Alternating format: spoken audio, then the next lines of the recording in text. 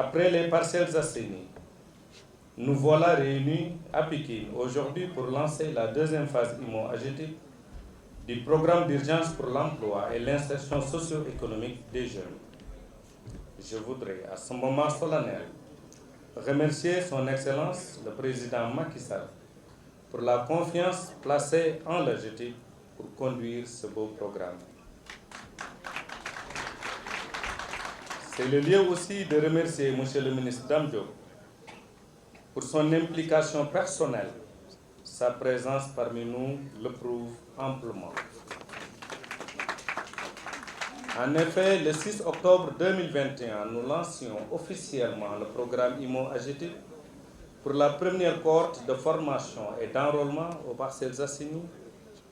À ce jour, 600 jeunes ont été formés et recrutés, dont 386 garçons et 206 femmes, soit un ratio de 36% pour les femmes. À Guédiawaye et aux Parcelles Assainies, ces jeunes sont devenus experts en fabrique et pose de pavés. Ils ont accompli un formidable travail de voirie et trottoir pour le bonheur des populations bénéficiaires de ces localités. Monsieur le ministre, monsieur le maire, vous remarquerez sur les 600 jeunes formés, seuls 8 n'ont pas été enrôlés, soit un taux insignifiant de déperdition. Cette statistique montre à souhait l'engagement des jeunes qui ont répondu avec un esprit constructif et volontariste. Cette phase pilote nous a permis d'éprouver notre stratégie de mise en œuvre qui consistait à former nos jeunes au métier de production de pavés et au métier de pose. Je parle bien de métier, car nous avons à l'esprit l'objectif de créer des emplois décents et pérennes. J'y reviendrai. Une importante logistique a été déployée avec, entre autres, la remise à niveau d'une usine de fabrique de pavés d'une capacité de 1000 m² jour. Nous ne pouvons pas négliger le système de transport mis en place qui lui-même, en dehors d'être pourvoyeur d'emploi, est un métier que nous avons tenu à valoriser par une formation en conducteur d'engins lourds. La distribution de ressources comme filet de lutte contre la pauvreté n'a pas été notre priorité, même si nous avons tenu à donner des salaires au-delà du SMIC, 80 000 francs par mois, mais plutôt l'acquisition d'un métier, d'emploi et plus tard d'auto-emploi et d'entrepreneuriat sont nos lignes de mire. Nous avons entrepris dès à présent une enquête auprès de nos jeunes pour identifier les potentiels entrepreneurs et leur pôle d'intérêt. C'est vous dire que la gestion post-programme est notre préoccupation. Monsieur le ministre, avec le BIT, nous avons entrepris un partenariat dans le cadre de ce programme. Nous avons conclu un accompagnement du Bureau international du travail dans la capitalisation documentée du programme afin de disposer d'outils de recherche et de financement.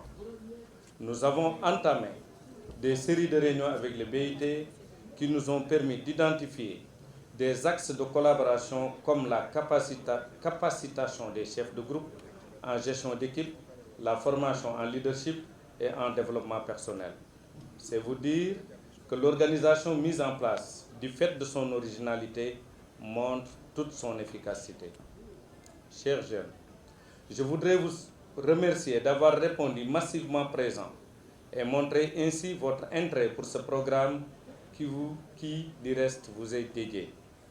Je vous disais lors de ma première adresse aux Parcelles Assainies que nous avions la responsabilité commune de relever le défi du sous-emploi. En vous le disant, j'avais compris vos ambitions légitimes d'être utiles à vous-même, à vos familles et à votre communauté.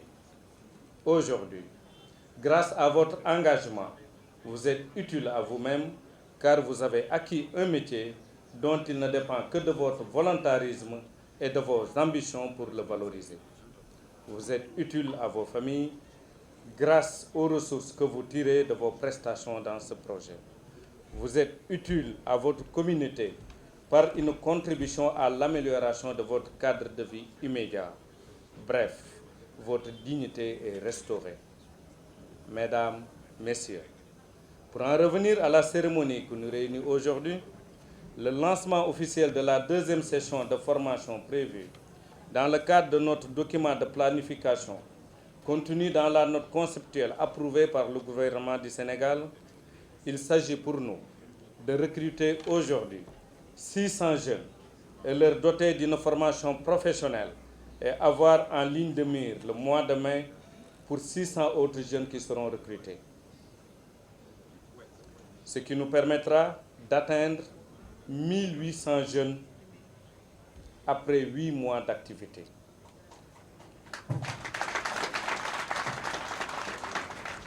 Cela nous rapproche de notre objectif de créer 2000 emplois avant la fin de l'année 2022. C'est le lieu de faire porter à M. le ministre le plaidoyer auprès du président de la République pour que des moyens additionnels soient alloués au programme IMO-AGETIP afin de nous permettre une prise en charge de la problématique de l'emploi dans les contrées les plus vulnérables. Cher directeur général, cher Malik, c'est le lieu pour moi, au nom du président de la République, de vous féliciter pour cette initiative qui nous permettait de ne pas créer du tout neuf sur du néant. L'expérience acquise par votre structure, je vous nomme l'AGETIP, dans le cadre de la haute intensité de la main-d'œuvre, s'est vite remarquée de par la qualité des interventions et la célérité du travail de terrain. L'AGETIP nous a permis de faire mieux en nous proposant une nouvelle dynamique basée sur son expérience de gestion de programmes d'urgence en matière d'emploi. Le programme que j'ai rappelé tout à l'heure, HIMO-AGETIP, s'appuie sur la promotion des investissements publics à haute intensité de main-d'œuvre, le développement de projets productifs à fort potentiel d'emploi, la promotion de l'auto-emploi des jeunes par la valorisation des compétences. L'employabilité des candidats que vous êtes, que vous soyez diplômé ou non, a été votre première préoccupation, monsieur le directeur général.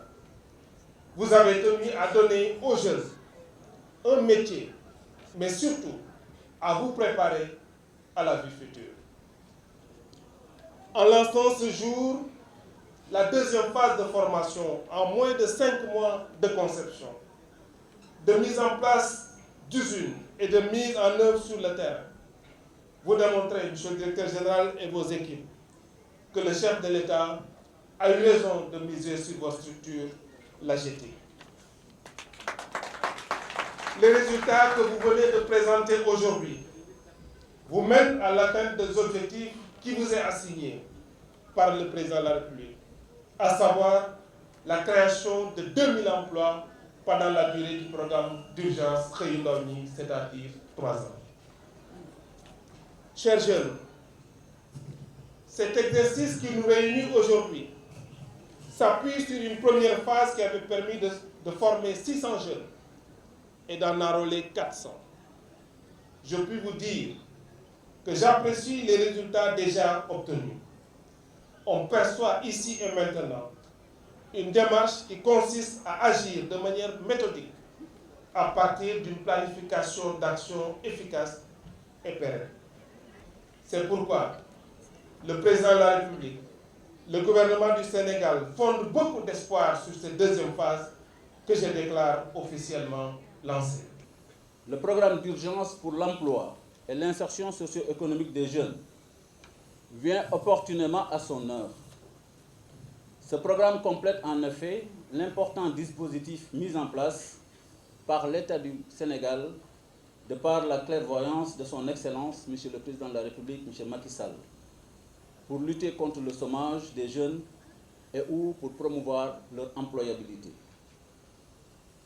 Cela démontre à suffisance la place importante occupée par les jeunes dans les politiques de développement économique et social du pays, élaborées et mises en œuvre par l'État sous l'autorité de son Excellence, M. le Président de la République. La mise en œuvre du volet du programme confié à l'AGETIP et portant sur la production et la pose de pavés à haute intensité de main-d'œuvre est salutaire à plus d'un titre. Elle participe à lutter contre le chômage des jeunes avec la création de milliers d'emplois. Elle permet ensuite de faciliter la mobilité piétonne et automobile avec un remodelage de nos boulevards, avenues, rues et ruelles impactés par ce programme.